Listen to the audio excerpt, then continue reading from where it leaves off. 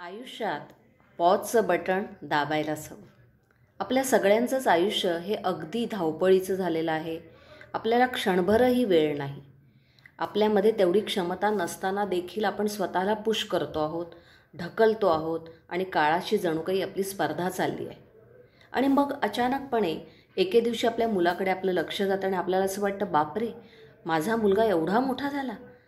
आपल्या बायकोच्या केसातली चंदेरी बट पाहून आपल्याला आश्चर्य वाटतं आणि आपलाच चेहरा आरशात पाहिल्यानंतर आपल्याला धक्काच बसतो की मी इतका वयस्कर दिसायला लागलो.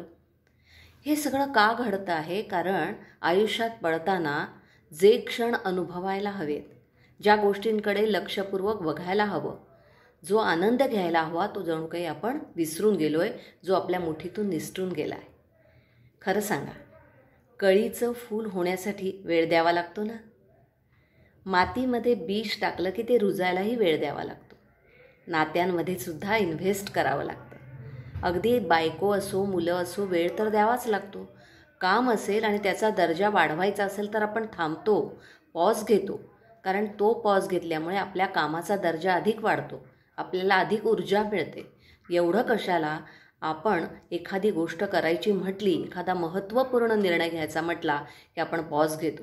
बोलताना सुद्धा पॉज घेतला तर शब्दांना कशा पद्धतीने वापरायचं ते आपल्याला कळतं.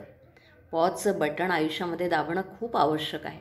कारण त्यामुळे आपण सौंदर्याकडे, साहसाकडे सजग होऊन पाहू शकतो. एक नवी दृष्टी आपल्याला आपल्या नकळत मिळत असते आणि आपल्या आयुष्याची ओंजळ भरायची असेल, आपल्याला स्वतःबद्दल जाणून घ्यायचं असेल, समजून घ्यायचं असेल, तर आपल्याला ही छोटीशी विराम चिन्ह किंवा हा छोटासा विराम, हे थोडंसं थांबणं खूप आवश्यक आहे.